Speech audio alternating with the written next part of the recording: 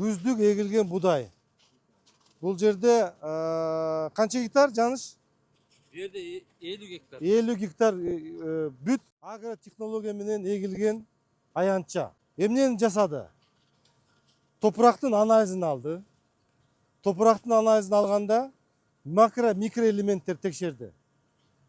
Эмне жетиштик болуп калып, эмнеси жетпей калды бул жерде, жердин кыртышында, топурактын кыртышында? Азот жетишпей калды. Азот, калий, Калий жетпей калды. калий, Кальций ошо. фосфорчу?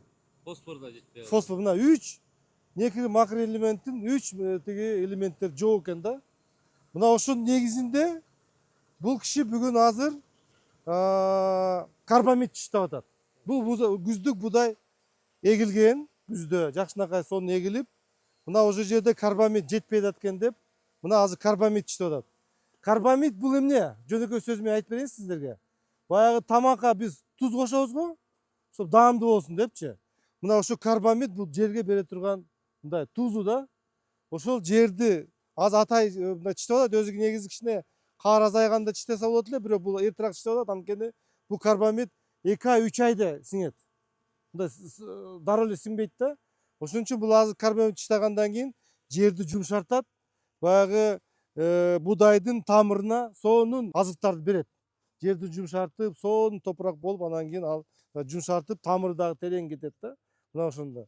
Анан кийин бул агротехнология менен негизинде кийин бул уже калашение башталгандан чыкканда кийин подкормка берет.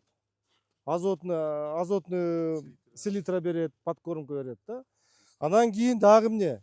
Дагы бир нерсе, эң негизги маселе бул пестициддер, гербицид. Бул ото чөптөргө каршы дарылар беришик. Эмне үчүн дегенде көбү чачпайт. Мына мен сиздерге түшүндүрүп берейин. Азыр жаз келгенде будай менен чогуу чөптөр чыгат.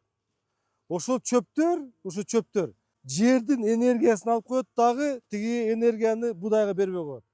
Эгерде биз пестицидди таштабасак, анда тиги өлтүрбөсөк, анда ушул ото чөптөр энергияны алып, тиги будайдын энергиясынын өсүшүнө жакшы бербейт да. Баягы кандай десек, өсүшүнө. Анан кийинки маселе. Дагы бир маселе бар. Бул биздин дыйкандар эмнеден адашат дайыма? Үрөндүн сапатын алып атканда үрөндү. Сапаттуу үрөндү албайт да. Сен кандай үрөн септиң бул жака? Мен баграт септим. Сертификациядан өткөн Байдыкандан эме таза жандан алдык. Постоянно ошо именно ошо көргөнбүз. Былтыр да сееп көрдүк. Сертификация бар, баары тең анализден өткөн экен. Мына бизде Кыргызстан боюнча 22 лаборатория бар. Ошо 22 лабораториянын баарын биз иштеттик.